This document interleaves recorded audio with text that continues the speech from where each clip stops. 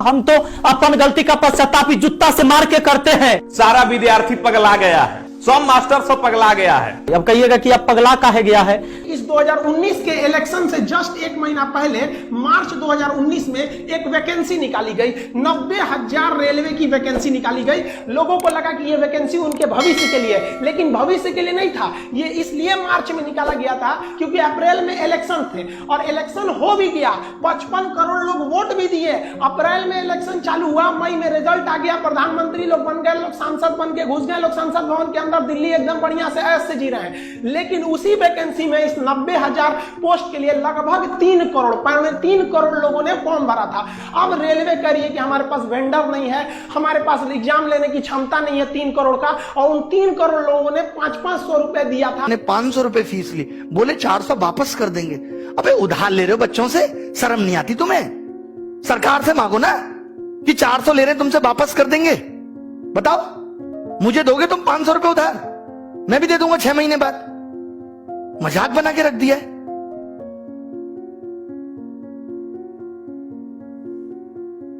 आप फॉर्म निकलवाते हैं, करोड़ों करोड़ विद्यार्थी से हजार रुपया 500 रुपया ले लेके आप उनका फॉर्म भरवाते हैं, और जब फॉर्म भरा जाता है उसके बाद आप अपने कान में तेल डाल के सुत जाते हैं। और फिर जब आप कुछ व्यवस्था नहीं कर पाते हैं तो बेशरम की तरह आप बोलते हैं कि ठीक है सबका हम पैसा लौटा देंगे। अरे क्या लौटाइएगा मर्दे आप पैसा? 2 साल के बाद आपको होश आता है कि हमको पैसा लौटाना है। 2 साल जो आदमी जो अपने आंख में सपना लेके चल रहा है, उसका बाप जो है बूढ़ा बाप को उसका पेंशन खत्म हो रहा है, यार उसको बहन की शादी करनी है, उसकी माँ बीमार है, बहुत सारी चीजें हैं यार। लोन ले लेके यहाँ पे लोग खेती करता है और उस खेती से अपने बेटे को पढ़ने के लिए बाहर भेजता है, और उसके साथ आप बोलते हैं कि हम 2 साल के बाद पैसा उसको लौटाएंगे। जी चलिए, पैसा का बात भी छोड़ दीजिए सर, नौकरी का सर आप नौकरी देना न देना तो अलग चीज है। आप तो सर ढंग से एग्जाम तक नहीं ले पा रहे हैं जी। किसी का प्रीलिम्स लिए बस हो गया छोड़ दिए, किसी का मेंस लिए बस हो गया छोड़ दिए, किसी का वैकेंसी नहीं निकाल रहे हैं।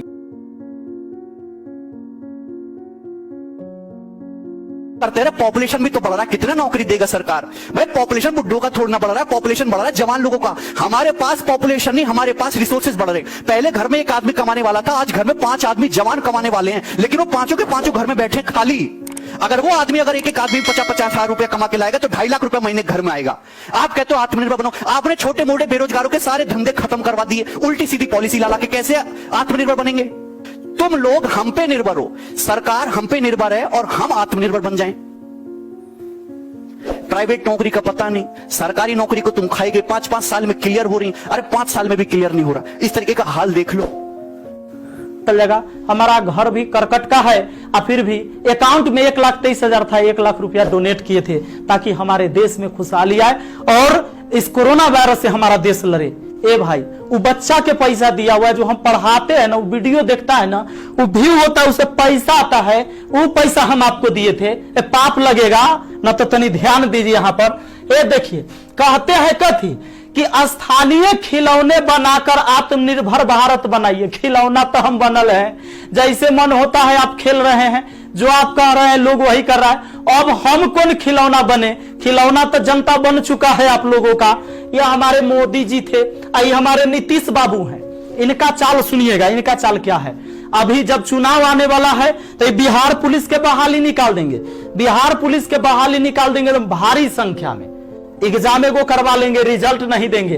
अब एग्जाम दे के लड़का फसल है कि अगर नीतीश जी नहीं आते हैं तो फिर आगे रिजल्ट नहीं आएगा। कोई ना कोई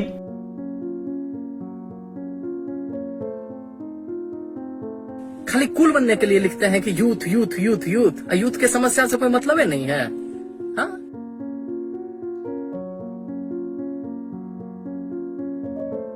भाई हमारे देश का जो युवा है वो भी पागल है। मेरे को एक बात बताओ, तुम्हें मंदिर बना के दे दिया और तुम्हें जिंदगी में क्या चाहिए? अयोध्या में मंदिर बन गया, उसका पूजन हो गया, और इससे बड़ा मुद्दा और क्या है? अब तुम्हें जॉब भी चाहिए, तुम्हें जॉब दिला दी तो हिंदू मुस्लिम के नाम पर ये घृणा कौन फैलाएगा? तुम्हें जॉब दिला दी तो जात पात के नाम पर दंगे कौन करवाएगा?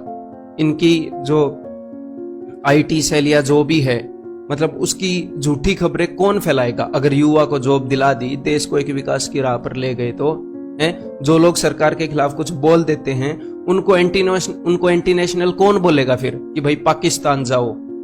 ये है हमारी सरकार की सोच।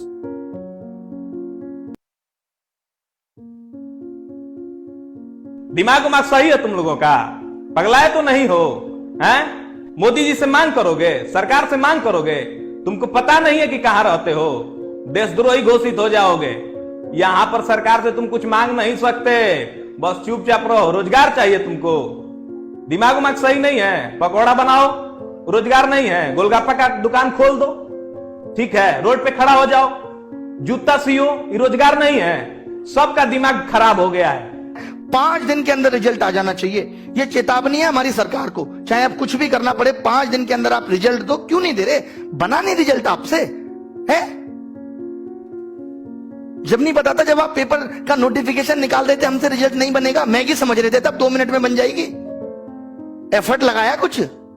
जैसे बच्चों से कहते हो एफर्ट लगाओ, एफर्ट लगाओ। 3-3 साल बच्चा तैयारी करता है, 10-10 हजार, 20-20 हजार रुपए यहां फीस भरता है। आपको पता है कैसे गुजारा करता है? एक इस आस में माँ बाप सोचते हैं चलो हमारे बच्चे की नौकरी लग जाएगी। आपको नहीं पता कि शिक्षा का इस तरफ बढ़ना चाहिए था? चलिए, माँ बाप किसी का पढ़ा लिखा नहीं है, कम से कम बच्चा तो सिलेक्ट होकर घर की जिंदगी को बदले। आप वैकेंसी कम निकाल रहे हो, हमने ये भी एक्सेप्ट कर लिया, बट अब आप जो निकाल रहे हो उसको भी टाइम पे नहीं दे रहे। एक तो मैं कम लोगों को खाना खिलाऊंगा, जितनों को खिलाऊंगा उनको भी टाइम पे नहीं दूंगा जब तक भूखे ना मर जाए। ये कौन सी बात हुई?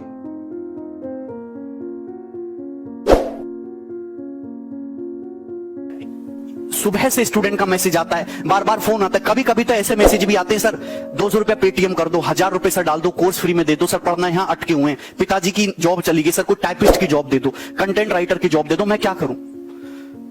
क्या कर सकते हैं हम?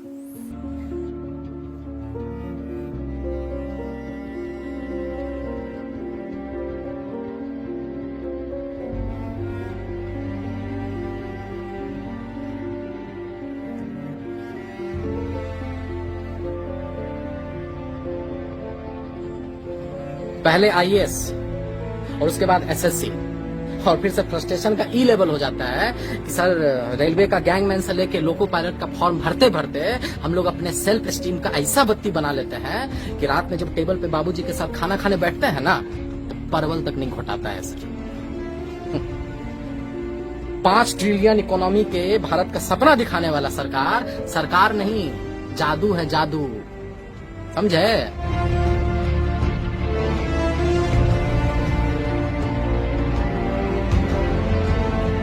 2 साल से वैकेंसी निकला हुआ है, एग्जाम नहीं ले पाए हैं। लेकिन साला फॉर्म का पैसा घुरा घुरा के जिले लाही खैरात बांट रहे हैं। फिर हमारे बाप जिनको इस सिस्टम के जगह उनका बेटा ही कर्मजला लगता है।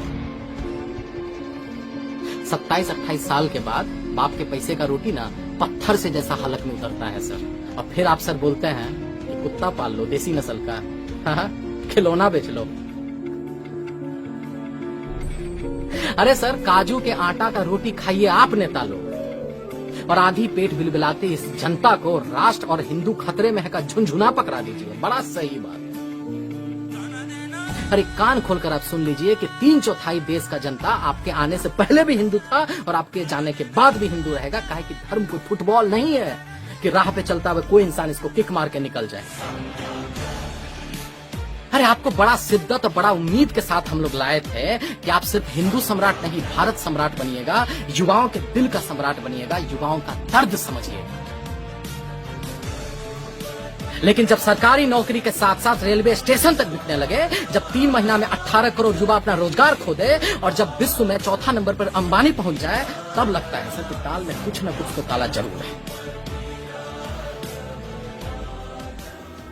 टीवी पे मरने वाले एक्टर के लिए जस्टिस का शोर तो है, लेकिन साला भारत के कोने कोने में लाखों युवाओं के एक अदद नौकरी पाने का सपना बढ़ती उम्र के साथ जो हर रोज मर रहा है, उसके लिए किसी को घंटा फर्क पड़ता है, उसके लिए कहीं कोई शोर नहीं है। हमको पता है आपको बहुत बुरा लग रहा होगा सुन के, एकदम परपरा के लग रहा होगा, लेकिन क्या कीजिएगा सर? अरे क्या कीजिएगा?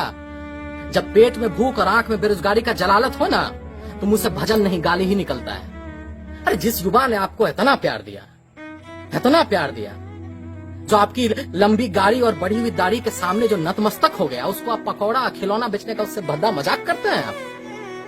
अरे आप तो गुजराती है ना सर, आपको तो पता होगा कि इस मुल्क में एक रेडी लगाने के लिए पुलिस वाले को कितना चंदा और हफ्ता देना पड़ता है, और तब आप बोलते हैं कि आत्मनिर्भर बनो।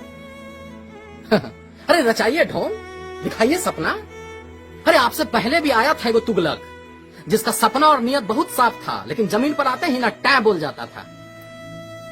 अब कमेंट सेक्शन में कुछ लोग हमको गाली देगा, एंटी नेशनल बोलेगा, देशद्रोही बोलेगा। बे बोलो, अगर साला अपने ही देश में, अपने आजाद मुल्क में, अपने प्रतिभा के दम पर अपने ही सरकार से सरकारी नौकरी मांगना गुनाह हो जाता है, एग्जाम का डेट का हिसाब मांगना गुनाह हो जाता है, तो हम हैं गुनहगार, और हम ऐसा गुनाह एक नहीं 1000 बार करेंगे इस देश के युवाओं के लिए।